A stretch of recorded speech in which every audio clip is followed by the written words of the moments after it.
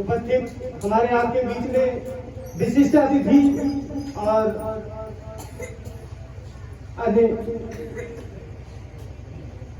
अतिथि महोदय, जिनके स्वागत में विद्यालय की छात्राओं द्वारा स्वागत गीत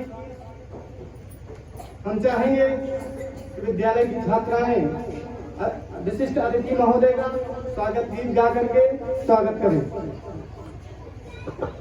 मन की वीणा से गुंजित ध्वनि मंगलम, मन की वीणा से गुंजित ध्वनि मंगलम, स्वागतम स्वागतम स्वागतम स्वागतम स्वागतम स्वागतम स्वागतम स्वागतम स्वागतम स्वागतम स्वागतम स्वागतम। कैसा पावन सुहावन समय आज है, द्वार आए अतिथियों का सत्कार है। कैसा पावन सुहावन समय आज है, द्वार आए अतिथियों में सरताज है। देव की भांति पूजन करें आज हम, देव की भांति पूजन करें आज हम। स्वागतम स्वागतम स्वागतम स्वागतम स्वागतम स्वागतम स्वागतम स्वागतम स्वागतम स्वागतम स्वागतम स्वागतम। मन की बगिया से हमने है कलियां चुनी, श्रद्धा के फूलों से हमने माला बुनी। मन की बगिया से हमने है कलियां चुनी, श्रद्धा के फूलों से हमने माला बुनी। करते हैं मिलके अर्पित सुमन आज हम, स्वागतम स्वागतम स्वागतम स्वागतम स्वागतम स्वागतम स्वागतम स्वागतम स्वागतम स्वागतम स्वागतम स्वागतम। मन की वीणा से गुंजित ध्वनि मंगलम, मन की वीणा से गुंजित ध्वनि मंगलम। स्वागतम स्वागतम स्वागतम स्वागतम स्वागतम स्वागतम स्वागतम स्वागतम।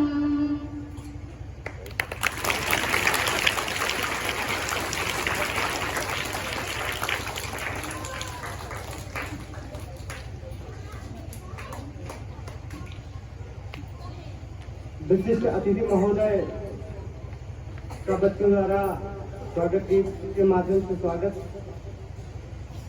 बड़े हर्षोल्लास का दिन है आज आप लोगों के लिए, क्योंकि ये जो बाल दिवस है ये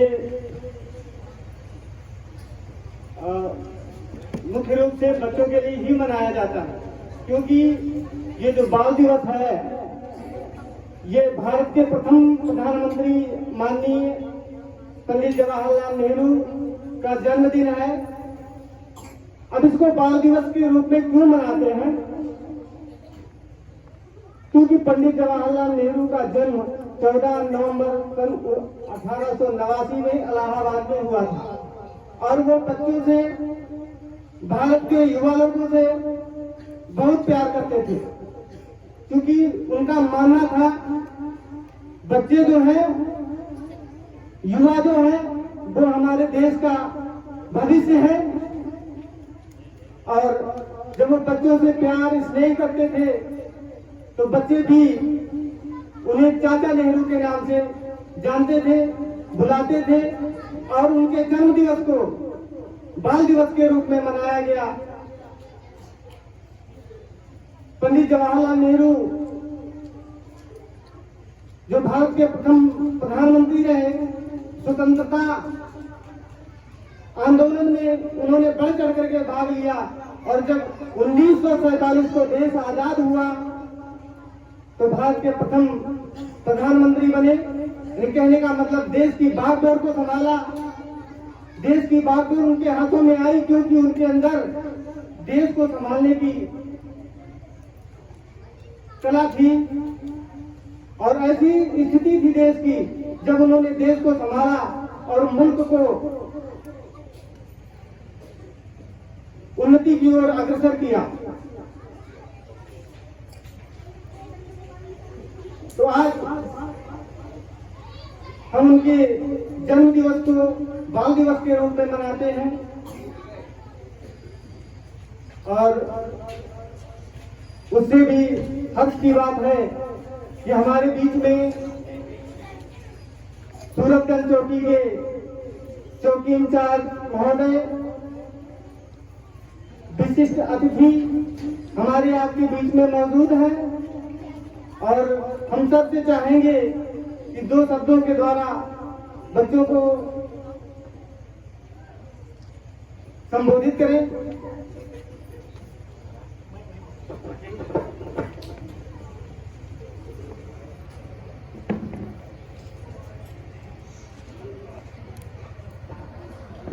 धन्यवाद, बहुत अच्छा लगा आज इस पावन और पवित्र धरती पर आकर आप लोगों ने मुझे बुलाया, मेरे लिए सौभाग्य की बात है। मैं कन्हैया पांडे, चौकी इंचार्ज सूरतगंज, आप लोग का तहे दिल से आभार व्यक्त करता हूँ।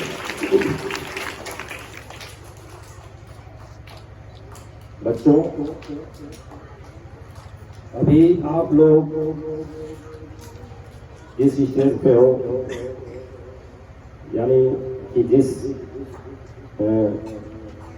कुछ बाल्यावस्था में है, कुछ बच्चे किशोरावस्था में है, युवावस्था तो भी हमको नहीं दिखाई दे रही है।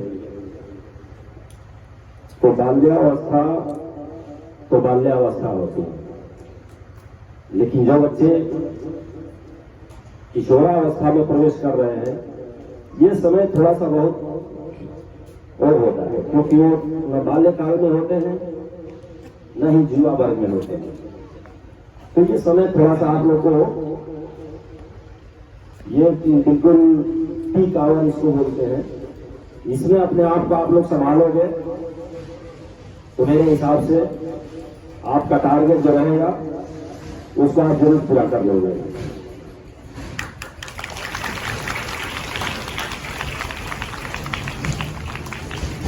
भटकने का रास्ता विचलित होने का मेरे हिसाब से यही एक एज होता है जिसमें आदमी थोड़ी थोड़ी बात करके लेके अपने लक्ष्य से भटक जाता है, खास करके किशोरावस्था में। युवावस्था में तो फिर बच्चों को ये हो जाता है कि हमें करना क्या है, लेकिन किशोरावस्था में नहीं समझ में आता है कि क्या अच्छा है और क्या बुरा है। तो इसमें बहुत सावधानी से चलना है, सावधानी से रहना है। विशेषकर से पढ़ाई के प्रति आप लोग जब तक समर्पण नहीं रहेंगे, लक्ष्य की प्राप्ति संभव नहीं है। कहा गया है कि सफलता 4 चीजों को मांगती है: अनुशासन, कठिन परिश्रम और इसके साथ भाग्य और ईमानदारी। ईमानदारी का मतलब खुद में ऑनेस्ट होना पड़ेगा। ये नहीं कि पापा आ रहे तो बुक खोल के पढ़ने लगे, भैया चले गए तो बुक बंद करके सो गए, मोबाइल देखने लगे। नहीं, खुद में ईमानदार बनिए। स्टडी करते समय ईमानदारी से पढ़िए और यदि 4 चीज को आप लोग अपने जीवन में पालन कर लेते हो तो आपको सफलता पाने से कोई नहीं रोक सकता है, ये मेरी गारंटी है। वो दौर था इलाहाबाद यूनिवर्सिटी में जब हम लोग कंपटीशन की तैयारी करते थे और खास करके गुरुजन जो हमारे गुरु जी लोग हैं, इनसे भी उम्मीद है, मैं विश्वास करूंगा, मैं उम्मीद रखूंगा कि बच्चों को मॉडर्न एज में भी जो शिक्षा दीक्षा है, जो रहन सहन हो रहा है, जो सोशल मीडिया और तमाम ये सब प्लेटफॉर्म पे आ रहे हैं प्रचार दुष्प्रचार, इनसे इनको कोशिश करना है थोड़ा दूर रखने का। इस एज में यदि बच्चों के हाथ सोशल मीडिया प्लेटफॉर्म पे ज्यादा वर्क करेंगे तो निश्चित है कि अपने मार्ग से भटक जाएंगे ये। तो हम लोग को कोशिश यही करना है कि पहले खासकर उनके पेरेंट्स लोग भी आए होंगे, यदि नहीं आए हो तो इनसे दूर रखिए। रामधारी सिद्धेश्वर जी का एक कविता है, दो में से तुम्हें क्या चाहिए, कलम या कि तलवार। मन में ऊंचे भाव हो, तन में शक्ति विजय अपार। तो अब आप सुनिए कि आपको कलम चाहिए या तलवार चाहिए। मेरे हिसाब से दोनों जरूरी है, लेकिन उसके लिए अभी आपका एज नहीं है। अभी आप लोग का उम्र है, केवल कलम के साथ खेलिए, कलम के साथ खेलिए। कलम को खेलते खेलते जब इसमें आप महारत हासिल कर लेंगे तो फिर आप किसी भी लाइन में जाओगे तो ये गारंटी है कि आप उसमें सफलता निश्चित पाओगे। यदि आपकी कलम में ताकत नहीं है तो आप किसी भी क्षेत्र में सफल नहीं हो पाओगे। आप यदि किसी क्षेत्र में एक महारत हासिल कर भी लिए तो आपको अपना बायोडाटा, अपना हिसाब किताब, अपना अकाउंट मेंटेन करने के लिए एक कलम की लेखनी की ताकत वाले को ही रखना पड़ेगा अपने साथ, क्योंकि वो बैठ के आपको बायोडाटा तैयार करे। आप अपने टारगेट पे तो पहुंच गए, लेकिन मेन लिखित पढ़ित वाला जो काम है, अकाउंट संबंधित काम है, वो आपको एक काबिल बच्चे को रखना ही पड़ेगा जो कि पढ़ा लिखा हो। भले उसकी सैलरी आपके आमदनी से कम हो, लेकिन आप उसकी कलम की ताकत को देखते हुए आप रखने के लिए मजबूर हो जाओगे। इसलिए यदि आप अपने कलम में ताकत लाओगे, पढ़ेंगे बढ़िया, एक अच्छा लक्ष्य को पालेंगे, तो फिर आपको किसी अकाउंटेंट वगैरह की रखने की जरूरत नहीं पड़ेगी।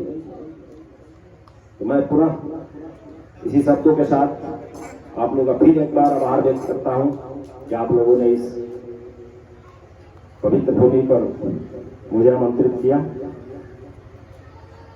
और यहाँ आकर मुझे अपना भी वही बचपन वाला दिन याद आ रहा है। थैंक यू, धन्यवाद।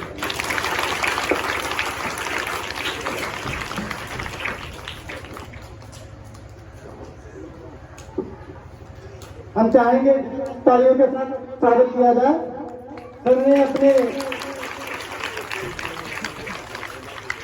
जीवन में जो सफलता हासिल किया है, जो सक्सेस ली है, उसका मूल मंत्र आप लोगों को बताया कि आप भी कैसे सक्सेस हो सकते हो, कैसे सफल हो सकते हो। क्योंकि आपकी जो एज है, ये एज भटकने वाली एज है। इस एज में ये गलत संगत हो गई तो फिर हम सफल नहीं हो पाएंगे, सक्सेस नहीं हो पाएंगे, सफलता को अछूते रह जाएंगे। सर ने सफलता के 4 बिंदु बताए और जो हमारा मेन साथी है आज की एज में, जिस एज से हम गुजर रहे हैं, वो है कलम। जिस कलम के साथ हम खेलेंगे, सर ने बहुत बढ़िया तरीके से बताया, तो हमें सफलता से कोई रोक नहीं सकता, हम सक्सेस हो जाएंगे। अब हम अपनी और आपके बीच में ज्यादा समय का न लेते हुए कार्यक्रम को थोड़ा सा आगे बढ़ाना चाहेंगे। सर के माध्यम से हम चाहेंगे जो हमारे बच्चे खेल प्रतियोगिता में भाग ले रहे हैं तो उसका भी शुभारंभ हो जाए। तो हमारे जो बच्चे कबड्डी खेल की प्रतिभागी हैं, वो बच्चे खेल के मैदान की तरफ निकलेंगे। बाकी जो गीत संगीत प्रस्तुत करना चाहते हैं वो यहीं पर स्थित रहेंगे। खेल वाले बच्चे खेल के मैदान में जाएंगे। आप सब लोग बैठ जाएं, यहाँ पे बैठ जाएं और खेल वाले बच्चे